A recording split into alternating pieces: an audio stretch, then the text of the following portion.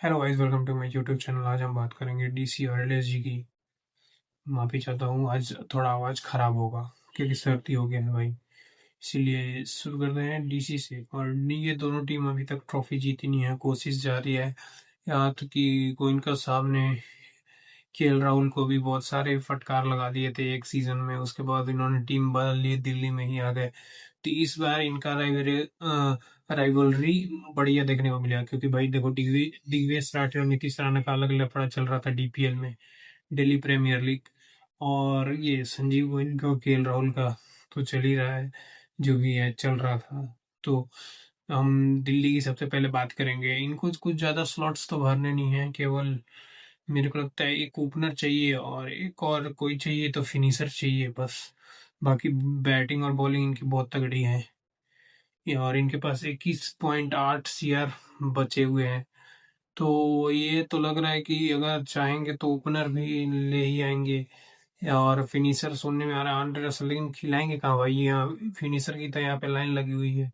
यहाँ पे आशुतोष है, बिपरज है, और ये स्टब्स है, और इम्पैक्ट में समीर रिजवी भी आ सकता है। तो मैंने जो इस इनका प्लेइंग 11 बनाया, ज़्यादा कुछ इनके पे बात करने के है क्योंकि भाई देखो, टीम पूरा सॉर्टेड है। अगर ये कुछ बनाना चाहते, केवल एक ओपनर चाहिए इनको, कोई तेज तर्रार ओपनर। तो हम इनका प्लेइंग 11 पहले बनाते हैं, उसके बाद फिर और बात करेंगे इन पे। सबसे पहले राहुल। मैं जाना मानता हूँ कि सब लोग नीचे खिला रहे हैं राहुल को, लेकिन ओपनिंग में उनका बेस्ट आता है, इसीलिए राहुल। और उसके बाद एक ओपनर, और उसके बाद पोरेल, उसके बाद नीतीश, उसके बाद 5 पे अक्षर कैप्टन, और 6 पे स्टब्स, 7 पे विपरज, और 7 पे विपरज आशुतोष, और विपरज उसके नीचे 8 पे, 9 पे कुलदीप, 10 पे स्टार्क, 11 पे नटराजन। नटराजन को मौका देना चाहिए मेरे हिसाब से, क्योंकि भाई देखो 10 करोड़ में लेके आए थे तो उसको खिलाना बनता है। क्योंकि देखो डेथ बॉलिंग इनकी सॉर्टेड हो जाएगी, जो पिछले साल इनको मरवा के चली गई। एक आरसीबी का मैच याद आता है दिल्ली में जो था, उसमें मुकेश कुमार को लास्ट ओवर दे टीम डेविड ने बहुत छक्के मारे थे। तो मुकेश कुमार को रखो, लेकिन ये न्यू बॉल से बॉलिंग करने के लिए मुकेश कुमार को इम्पैक्ट प्लेयर पे ला सकते हैं। बाकी इनकी टीम तो सॉर्टेड है। एक मैंने बोला कि जैसे ओपनर चाहिए, तेज तर्रार ओपनर राहुल के साथ, और पोरियल, नीतीश रेड्डी, उसके बाद, अरे नीतीश रेड्डी बोला, नीतीश राणा जो इन्होंने राजस्थान से ट्रेड करके ले आए हैं डोनोमन फरेरा से। तो नीतीश राणा यहाँ पे हो गए, फिर हो गए अक्षर पटेल, और 6 पे हो गए यहाँ पे, 6 पे स्टब्स, 7 पे आशुतोष, 8 पे दीपराज, और 9 पे कुलदीप, 10 पे स्टार्क, और उसके बाद 12वें पे नटराजन। और इम्पैक्ट में अगर बैटिंग कोलिप्स कर जाते समीर रिजवी, नहीं तो बॉलिंग में ये मुकेश कुमार। तो इनकी प्लेइंग 11 तो सॉर्टेड है मेरे ख्याल से। केवल इनको एक ओपनर चाहिए, जो मैं बार बार बोल रहा हूँ कि इनको लेके आना चाहिए। एक बढ़िया ओपनर, कोई तेज तर्रार दिखे तो, जैसे वेंकटेश अय्यर हो गए, सचिन रविंद्र हो गए। वेंकटेश अय्यर के पीछे इनको जाना चाहिए। वेंकटेश अय्यर इनको मिल जाएंगे सस्ते में, और सचिन रविंद्र भी मिल जाएगा। सचिन रविंद्र इसलिए मैं नहीं बोल रहा हूँ लाने के लिए, क्योंकि केएल राहुल और सचिन रविंद्र दोनों मतलब थोड़ा स्टार्टिंग में थोड़ा स्लो ही खेलते हैं भाई।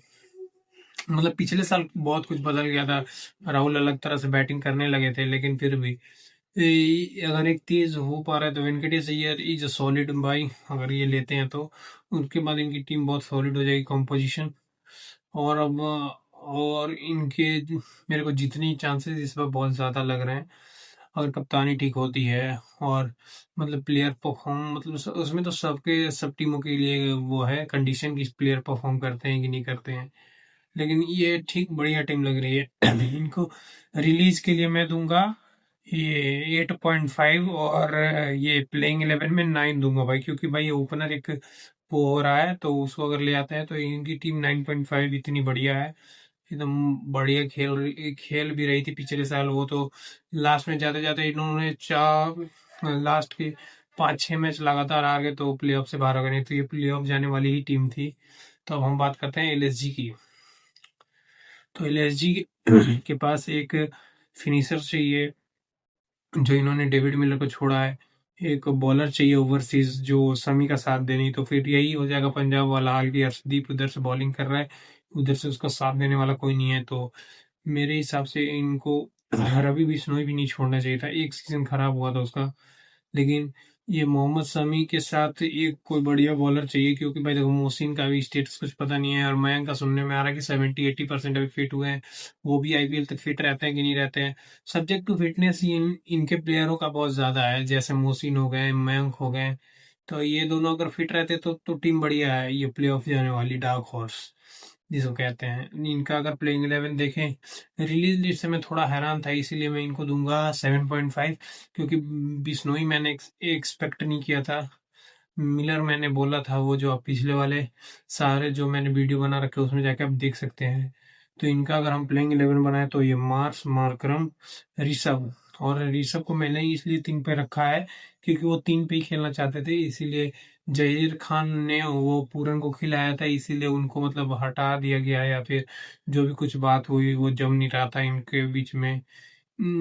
तो उनको हटा दिया गया है, तो भरत अरुण वहाँ पे आ गए हैं बॉलिंग कोच, इसीलिए समी को भी ट्रेड किया गया है। उनको भरोसा बहुत ज्यादा है बॉलर पे, और मयंक यादव को भी रिलीज नहीं किया गया है भरत अरुण की वजह से। उन्होंने ही कुछ सजेशन दिया होगा कि मैं, और भाई इंडिया के भी वो कोच रह चुके हैं इन्होंने। गा जब गाबा इंडिया जीती थी तो इनका बहुत बड़ा रोल रहा था उसमें, नटराजन ये सब सब खेले थे, तो वो भी वहाँ पे बॉलिंग कोच थे। तो उनका रोल वैसे ही मतलब बढ़िया है इस टीम के लिए। तो हो सकता है कि मयंक और बिश्नोई में से एक चूज करना था, तो वो हो सकता है मयंक को चूज करके रखे हो टीम में।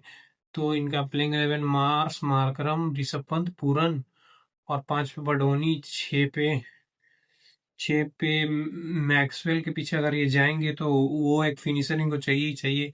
मैक्सवेल के पास जाएंगे तो एक बॉलिंग ऑप्शन ऑफ स्पिनर भी दे देगा। तो मेरे को लग रहा है कि ये मैक्सवेल के पीछे भी जाएंगे, हो सकता है रसल के पीछे भी जाए।